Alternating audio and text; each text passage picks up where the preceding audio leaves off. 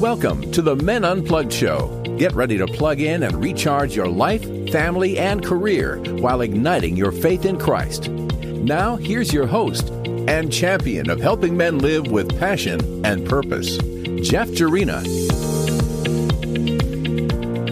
Who's ready to plug in and recharge?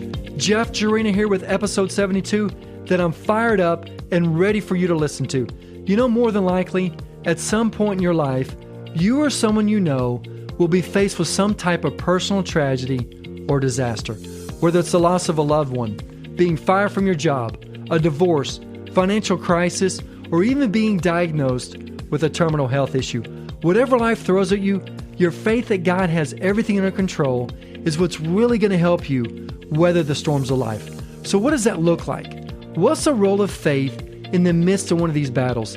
That's the good news today, Men Unplugged, as my guest and I, after we hear a quick message from today's sponsor, are going to give you practical tips on how you can practice the discipline of spiritual surrender, to foster hope, to face these difficult times with courage, and ultimately, as it says in Proverbs 3:5, to trust in the Lord with all your heart. Check this out, Men Unplugged faithful. Today's sponsor, Audible, is offering you a free audiobook download with a free 30-day trial to give you the opportunity to check out their service. All you do is go to menunplugged.net/book, that's BOOK, and click the Try Audible Free button to get your free audiobook today. With over 180,000 books to choose from, they give you that one free download of any book that's in their library that you can listen to. Just go to menunplugged.net/book today. All right, let's meet today's featured guest, Dr. Jamie Aten. Jamie, welcome to the show, brother. Hey, Jeff. Thanks so much for having me. Are you ready to plug in and recharge? Absolutely. Let's get going. Dr. Aten is the founder and director of the Humanitarian Disaster Institute at Wheaton College. He's received the Community Preparedness Champion Award from FEMA at the White House. He's a cancer survivor and the author of his new book, A Walking Disaster. And first of all, Jamie, congratulations on your award. Thanks so much. I really appreciate that. So before we dive into the topic today, you and I have several things in common. You don't know this right now, but I'm going to tell you.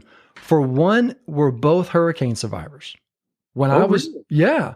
When I never thought about it that way, but when I was 12 years old, my family and I were living in Houston, and we went through Hurricane Alicia. Windows were busted out. I remember having to fill up the bathtubs with water. Power lines went down. I mean, it was intense. It really was. And so I know you can relate with that. And the second thing is, and I think we probably relate with a lot of people on this, is that we've both been through our own sets of personal tragedies, right? Asking the biggest question that most of us have, for me, the question was why? Right, why are you going through this, right? Mm-hmm. And then sifting through those doubts and worries to push through and trust God with a faith that sometimes, Jamie, doesn't make sense. And that's where I want to start the conversation today. I want you to take me back to the time when the oncologist told you that you had colon cancer. And I know you talk about this in your book, but for the listener, I think it really helped them with what was going on in your mind at the time. Well, you know, it was really quite a shock. So at the time, I was only 35 years old. And like the year before, I'd had some symptoms and, you know, my stomach wasn't feeling right and just wasn't quite feeling like myself. So I go to see the doctor and get sent to a specialist. And, you know, he's like, hey, you're only, you know, at this time 34. And he's like, I think you're just having some stomach issues. Just take more fiber in your diet. And he's like, and if these symptoms stick around, then, you know, come back and see me. Well, the symptoms went away, and it wasn't for a whole nother year when, like, all of a sudden, in addition to like some stomach issues happening, that I also started having these weird shooting pains that were going through my legs and lower back. Man. And I was like going to the chiropractor because I was just thinking, oh, I've got a pinched nerve or something in my back. Right. And then end up going to see my doctor again because it started getting worse. And he sent me in to have some additional tests. And that's when we found out that I had cancer. And when the oncologist, you know, shared that news, I just fell apart. Right. It was kind of almost like you know, those old Charlie Brown cartoons where you hear the parents and the teachers kind of muffly talking to one another. Right. It was like everything sounded like that after I heard the word cancer. Mm. And it's really hard to wrap my head around. You had said you had some stomach issues here. From that, we're going to get a little bit deeper in here on really what was going on with you spiritually at the time and emotionally. But I want to just kind of cover this real quick. What did you learn here that a guy can look for, or maybe, hey, I need to really go to the doctor and check this out? What were some of the warning signs that maybe you learned from that? Yeah, if you're looking for some really good resources, there's a group called Fighting Colon Cancer. It's a nonprofit, and they've got all kinds of great information, especially for men on there.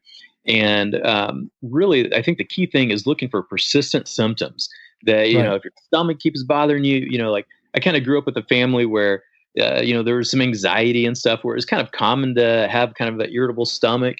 But if that's persisting, get those things checked out, because I always just kind of chalked it up to anything, everything. I never dreamed, that it was going to be cancer.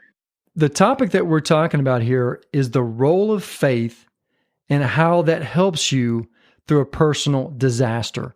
So right here, okay, you just got this information from the oncologist. I'm thinking right now, if I were to receive something like that, my whole world would just be rocked. So what happened from there as the weeks transpired? Yeah, well, it really just turned my world upside down, and all these things going through my head of thinking about my wife, and I had 3 young daughters at the time, and as the doctor was trying to break the news, he tried to do some small talk with me. Yeah, you're like, right, come on. Like just trying to, so that he could finish, sharing with me what I needed to know.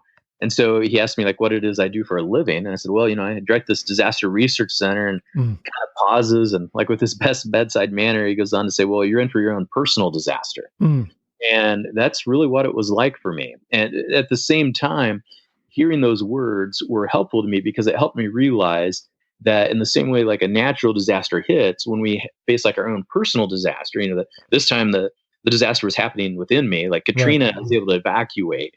I couldn't get away from the cancer, but that idea that this was a personal disaster helped me think about that there's likely kind of a timeline here, that there's going to be stages, there's going to be kind of a development of how this is all going to unfold. And it also helped me realize pretty early on that this is going to be, this is going to be for the long run, that it's going to be a marathon, not just something I can just push through overnight and get on the other side of. I really like what you said right there. You said in a personal tragedy, you can't evacuate. In a natural disaster, you can. Now, sometimes circumstances aren't, but sometimes you can evacuate. In a personal one, it's not like you can just take this cancer off of you. Yeah, exactly. And that's where the whole title, of the book comes from, that, by all accounts, I was a walking disaster. Like, this thing was unfolding, inside of me, and not just physically, but also spiritually, that, it was shaking my faith to its bedrock.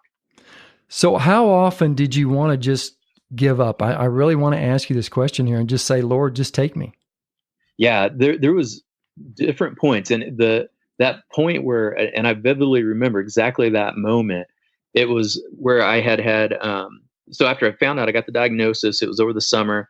So that for that full summer, I had to do oral chemo twice a day. And like I remember, getting ready to take it the first time and seeing this warning sign that says, wear plastic gloves, don't touch your skin. And I'm thinking, and I'm voluntarily putting this stuff in my body. Man.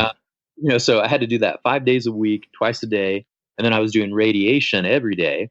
And that went on all summer. And then they kind of let me heal up just enough to get ready to do the big surgery, which was actually like multiple surgeries at once, because the tumor had actually spread from the colon into a mass in my pelvis, which that's why I had those shooting pains I was talking about. Right. It was resting on this nerve bundle, so I had this major surgery and was in the hospital for several weeks. And I had never experienced pain in this way. And in fact, it was going through that experience that I started for the first time understanding that there's a difference between just pain and suffering. It got to the point that, my thinking was so clouded that I just felt like cancer had won, and I remember having these moments of feeling like this is what death must feel like, and going home and seeing myself in the mirror and all the scars, and how, it had hit me so hard. And I couldn't even walk to the bathroom on my own. Like I had to have support just to get out of bed, and was bedridden for almost a full month. And just anytime I moved, it was just excruciating. And it was in that point that I remember just thinking like, boy, I don't know if I can go on anymore. And I don't know if I'm going to be able to make it. You talked about the difference between pain and suffering, and there's a lot of questions just going on in my head right now over this. And this could be like a 5-episode conversation. It really could. But in the essence of time here, you talked about pain and suffering. What did you find out is the difference in pain and suffering? And then take that to our audience here as a believer. What do we need to get out of the suffering and how that can draw us closer to the Lord? Yeah, no, that was a great question. One of my favorite books that I've read, and it's still very meaningful to me, is Philip Yancey's book called Where's God When It Hurts? And I'd read that thing several times before my diagnosis. And, as a psychologist that works in disasters and mass traumas, that's a book that I often, would even share with others as a hopeful message. But it wasn't until I had cancer that I really understood some of the things that he breaks down there, that the pain is oftentimes our body's way of saying something's not right.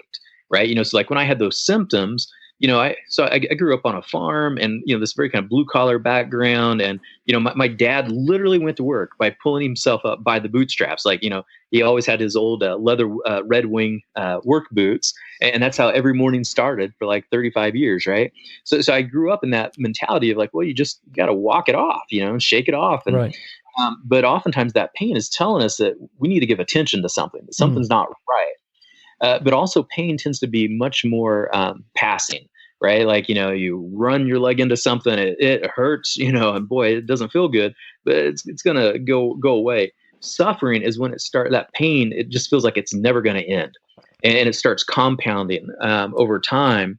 And it's more of that result of that brokenness that you start to feel. And as a believer, what that really did for me was realize that I couldn't rely on my own strength anymore, and that I really had to trust in God, that I had to, that it taught me the difference of what, being strong and having strength. There's a difference there. Like as a man, I think we want to think of ourselves as being strong or, having these different, physical attributes or whatever. God humbled me with my genetics and 5'5" frame. So never been a huge thing for me. But, real strength comes from not just relying on ourselves, but really comes from learning how to rely on God.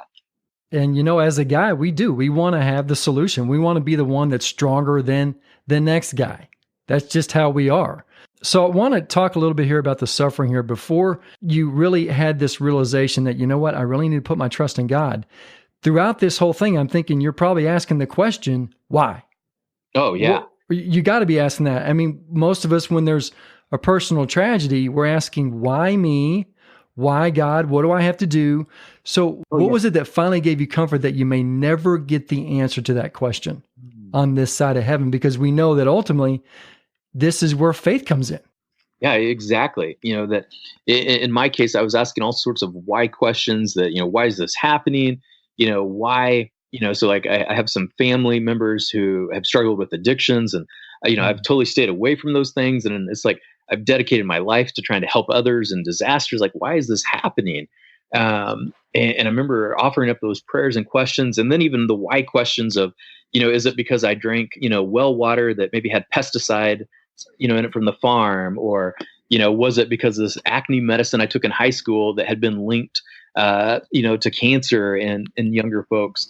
But I couldn't, no matter what question I asked and no matter what path I went down, I never could get the answer. But I realized through that time that even if I could have found the answer, that it was never going to satisfy me truly. Right. And as I dug into Scripture, realizing that God, unfortunately, doesn't promise us that He's going to give us that answer, but He does promise that He'll give Himself to us in those times of suffering. Amen to that. And, He is an infinite God. We're just temporary beings. And so often I myself forget that that's the case. And if He's an infinite God, He has the answer. Why do I think sometimes that I'm going to get all the answers from Him? We're just not, right? So you talked about suffering earlier, and you wrote in your book here, I thought this was a really good quote that you have. You learned that suffering is an opportunity to experience the real presence of Christ, to seek refuge in God. So my question here is, why do you think that we, more times than not, we don't see it that way? Yeah, I think oftentimes, suffering is scary. Hmm. Pain is scary. That it's human nature to want to avoid thinking about bad things happen. Sometimes we'll forget, that. So, as a disaster psychologist and a professor who teaches on things like disaster preparedness, that my given day, like right here on my bookshelf behind me, my students, because I talk about like worst case scenarios that can happen, that they bought me one of those that little yellow book that's about like the worst case scenarios, right? It's Right. like everything from getting stuck with a crocodile to everything. And we don't want to think about those things. Um, and it makes us anxious, and we want to push those away, that it makes us realize our own mortality. And that's hard to grapple with. And then in today's society, with everything that's going on in technology, it's real easy to keep ourselves focused on everything other than what really matters in life. Wow, that's a really good point there. We focus so much on other stuff that goes on, and it just reminds me of a scripture verse. Most of the scripture verses that I have memorized right off the top of my head are the ones I struggle with. Like Philippians 4:6, do not be anxious about anything, Mm-hmm. but in everything by prayer and petition with thanksgiving, present your request to God. That's hard to do, is to not be anxious about something like this, a personal tragedy. I mean, we're talking about there's the loss of a loved one, losing your job, a financial crisis, debilitating or terminal health issue like you had dealt with, divorce, losing your home to a fire or a natural disaster. I mean, there's a lot of stuff here. So understanding that our faith and trust in God is the remedy for this problem. I think we get that, right? And as a believer, let's say that's the hope that we have, is that God is the ultimate provider. He's the ultimate comforter. But in the face of these things like this that look real bleak, it causes us to look at things in a foggy way. What are some maybe 2 or 3 things that the man or woman listening, maybe they've got a personal tragedy? What can they do right now? And maybe kind of lean in on some of your experience from your own personal tragedy. Sure. One of the things that, and it's probably not surprising based on what I already kind of shared, but one of the things that was hard for me was learning not only to accept help and trust in God, but also to accept trust and help from others. That, Mm. as a psychologist and, somebody that works in disasters, that a lot of my identity is kind of wrapped up with being the helper, right? That something bad happens, well, my role is to go into those situations. And suddenly I'm the helpee. And that was really hard for me because it was so connected into my sense of identity and who I was. But one of the biggest things I would encourage folks to think about is to really trust and invite your spiritual community into your lives when you're suffering. That, we can think about our pain and our scars and our wounds, as walls that keep others away, or we can think of them as doors that let others walk into our lives and to experience us in a more authentic way. Oh, that's really good. So talk about that right there. If you're always the one that's maybe helping somebody, or you see yourself as a leader where somebody comes to you for answers, that can be tough. Like you just said, to seek the advice or the assistance of somebody else. So what could that individual do? What is something they can say, hey, you just need to surrender here? Yeah, well, actually, one of the things that you just mentioned is something too that I share in my book, is about the practice of spiritual surrender. Mm.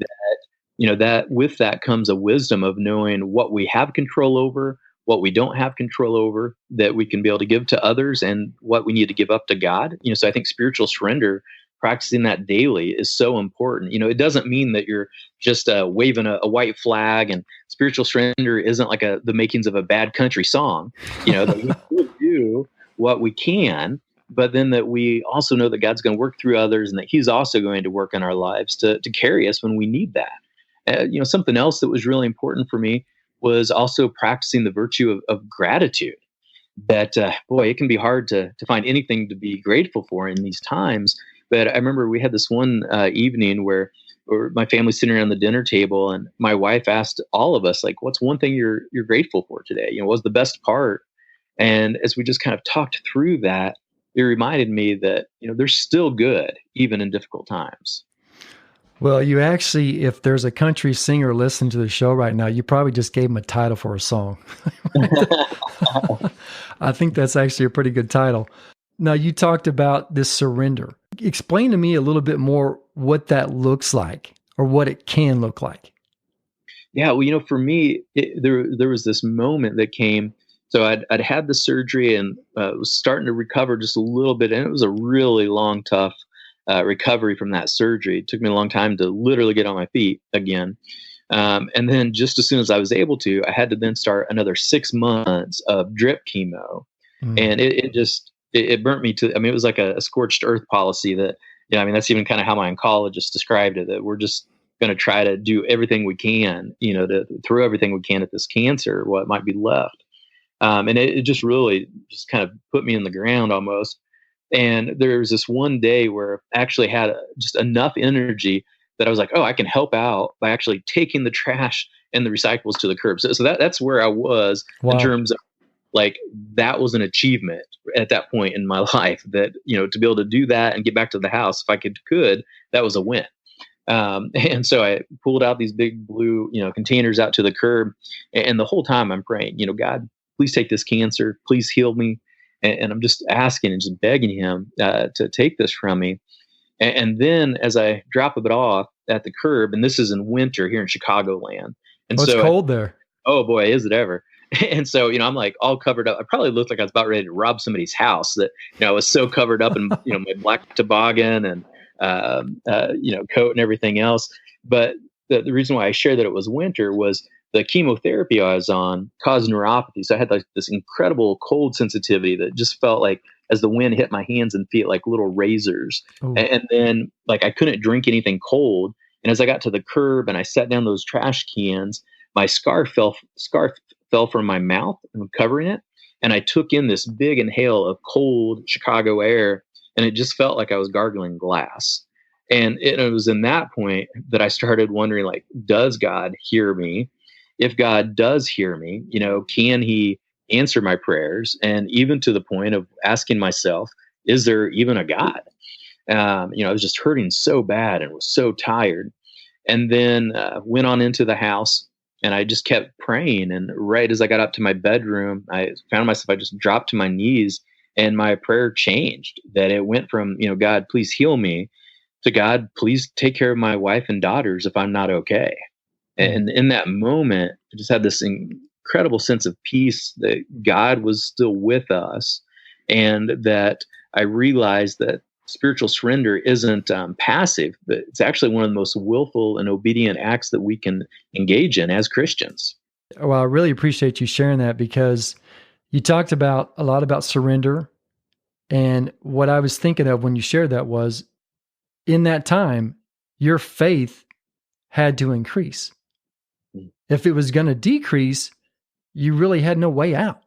You can only depend on the Lord. So talk about how, I think this will be the last question here before we hit the supercharge round, but how can a man or woman that's facing a tragedy right now, or maybe there's not even a disaster they have, maybe their faith is waning, what can they do here to increase their faith and trusting the Lord more? Well, after I went through all those treatments, and after a year of treatments, I ended up going for more tests to see had things worked or not, and ended up finding that there was no evidence of disease. So I've been very grateful. Now it's just 4.5 years and still in good health. And after I finished up, and about a year or so after treatments, when I was finally back to myself, I had a sabbatical here at work, and I had kept a journal where I took some notes and stuff about what I was going through. And I went back through, as a researcher would, and like actually analyzed my notes, like to look at what was I going through, what seemed to help. And what I realized, that it was really the Christian virtues that is what really kind of helped me with my faith. That, and two, I want to make sure that, that, like, I didn't have my act all together. And I had times that I struggled with my faith, but it was through those practicing of the virtues or spiritual disciplines of engaging in that formation that God kept working in my life. That, the more I could engage with the struggle, the more God seemed to really nourish and inform my soul. All right. I wasn't telling the truth. You brought another question for me here. Give me like 2 or 3 spiritual disciplines that you practiced and that really helped you out. Fostering hope. Another would be to increase meaning in our lives by connecting with God and cultivating gratitude. All right. This is big time here. I hope you're being encouraged and equipped. If you think you're getting some power tips right now, Just wait until our supercharge round, where we will be after this quick message. Are you ready to put your life into maximum overdrive? I've got a special offer for you. Go to menunplugged.net/book to get your free audiobook and 30-day free trial. That's menunplugged.net/book to get your free audiobook today that you can listen to in your car, at the gym, or if you're like me, while you're mowing the lawn. And if you haven't done so already, go to menunplugged.net to sign up for our weekly email. You'll get firsthand information about all of our shows, resources, and the chance to offer your valued feedback about Men Unplugged. That's right, I want to hear from you and be one of the first ones to get a discounted copy of my upcoming book. All right, I'm back here with Dr. Jamie Aten, founder of HGI and the author of the book, A Walking Disaster. Jamie, are you ready to rock the supercharge round? Let's get it going. All right. First question, to me, the most important. What were the circumstances that led to your faith in Jesus Christ? For me, I think it was, I was fortunate enough to grow up in a Christian home and in a community where that was really valued. But ironically, it actually, a lot of my spiritual growth came from being mentored actually by an agnostic in college. I'd written this paper and he asked me to see him after class. And like, I thought it was going to be about my writing or something, but instead he asked me, "Are you a Christian?" And I was like, "Well, yeah." And then he's like, "Why?" And I didn't have an answer. I just kind of grew up. Everybody I knew were Christians. So I go to my youth pastor and he like loads me up with books from my waist all the way up to my chin. And I just started reading. It was the first time actually I'd ever even read a book front to cover. And it was C.S. Lewis's Mere Christianity. And I couldn't stop reading. I just kept going. And every week I'd get together with this agnostic professor and he'd give me a book on, atheism or, an Eastern yogi that he was reading about. And I'd give him a book on Christian apologetics. And we'd have these really in-depth philosophical conversations. And that really sparked my growth as a Christian. Well, you're the first one that's ever given me that response that you actually, what increased your faith was an agnostic. Man, that's interesting. But you know what? The Lord can use anybody. He really can. Okay, I got to ask you this here. To me, I would think the toughest thing that you've ever been through was going through cancer. That's got to be the toughest. I can't even imagine something tougher than that. But on the opposite end of the spectrum, what's been one of the highlights of your life? Maybe the best moment of your career so far? It was really fun after I finished writing this book.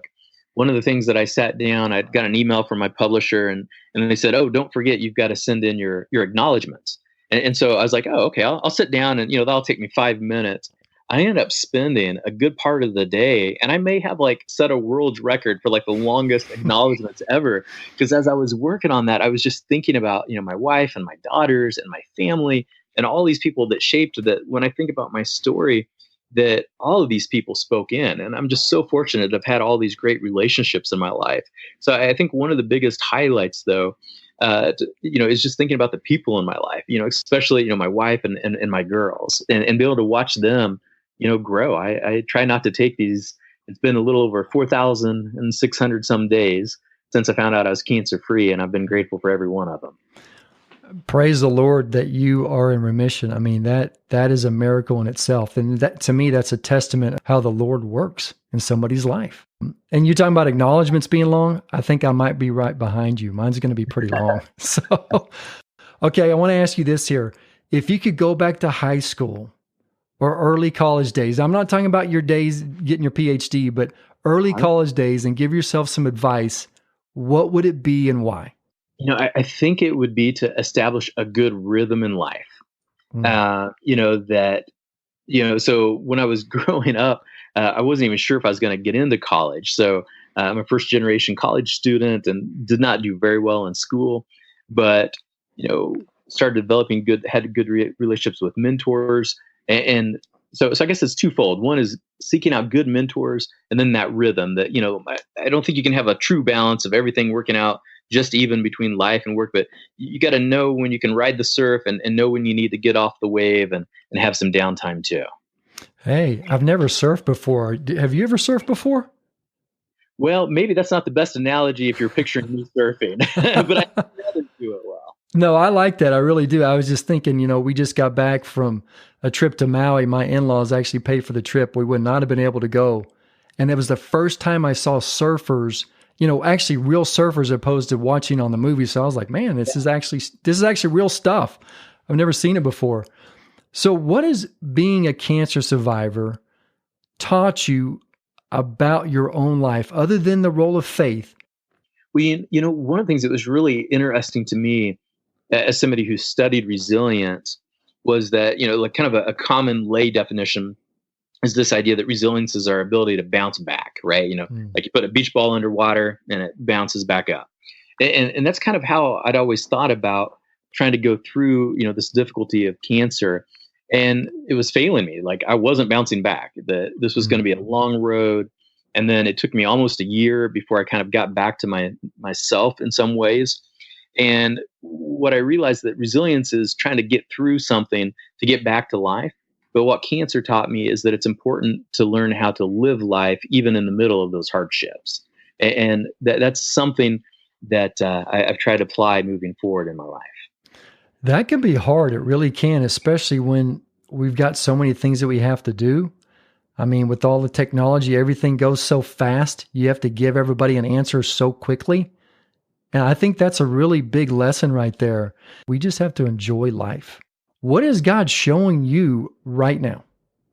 I think one of the things that God has really been showing me lately is that He's already been wherever we're going to go. That, there's times that I still struggle. I worry about the future, or, right at the end of December, I had to go back and get my regular 6-month scan. And, that anxiety started coming back. And, Right. And every time I have those experiences, what eventually gets me through is picturing Christ of, going into the tomb and having victory over death, and knowing that regardless what happens in this life, that God can redeem our pain, whether it's this life or if it happens in the next. Amen to that, brother. I really like that. That's a good word right there. So let's talk about your book here, A Walking Disaster. I'm going to give you the floor here for about 3 minutes or so. Who's the book for? What's the main theme of the book? And really, when did you feel the Lord pressing you to write this? Great questions. With this book, it's really for anybody who's facing their own personal disaster. So maybe you're the person, like earlier, like you mentioned, like maybe go through a divorce or a health crisis or, an actual, mass disaster. This book's for you. Or if you're the person who's finding yourself as the caregiver, that, I hope that people reading this will also learn effective ways for how they can learn to sit with the pain and suffering of others and walk alongside individuals that need help. And then in terms of when I kind of felt led to it, well, initially I actually didn't hardly talk about my disaster story, my personal one. And I was giving some talks about a year out, and in one of them, they were positioned close together in the week. And I made this just little 1 minute story about something related to my cancer experience. And afterwards, people from the conference came up and spent an hour just sharing their stories with me. And I realized it really connected, and realized that, maybe one of the ways that God can help me redeem the suffering I went through was by sharing that story with other people. And then, so the big takeaway for the book is, how do we, really foster faith and resilience in the time of hardships? Actually, I'm going to put a link to that book, to Jamie's book, on the show notes of this episode. All you need to do is go to menunplugged.net, type 72, that's 72 in the search bar, and you'll go right to that post. There'll be a link there, and you can get the book right from there. Okay, I want you to give me one parting tip of wisdom that you can provide our listeners with, and then how they can get a hold of you. I think that parting tip would be the same thing that I've told people that are going through a disaster, whether it's an individual one or a large-scale tragedy, to remember that recovery always takes place in community. Don't try to go through this alone. Remember the difference between being strong and having true strength. That's a good word. Okay. What's the website? Is it jamieaten.com? Yep, jamieaten.com. And also you can check out our institute, so the Humanitarian Disaster Institute, at www.wheaton.edu/HDI. And there you'll find all kinds of great free resources to help you in your journey and your walk. Awesome. Jamie, thank you so much for being on the show today. Man, this was really, really cool. And you know what? You rocked the mic. You really did. Hey, thanks so much, Jeff. So really appreciated you being here. All right, that wraps up today's show. Thank you so much for tuning in. To make sure you never miss a single episode, subscribe to our email list at menunplugged.net. When you're there, just click on any button that says Stay Informed. And for the show notes and the direct links to the resources that Dr. Aten and I spoke about, just type 72 in the search bar. That's 72, and everything we spoke about will be there. Until next time, stay plugged in and recharged. God bless. Thanks for listening. We hope you enjoyed this episode. There's plenty more to see at menunplugged.net, including key resources and ways to engage with Jeff in his training and speaking forums. While there, don't forget to subscribe and receive a free gift. We look forward to you joining us next time here on the Men Unplugged Show.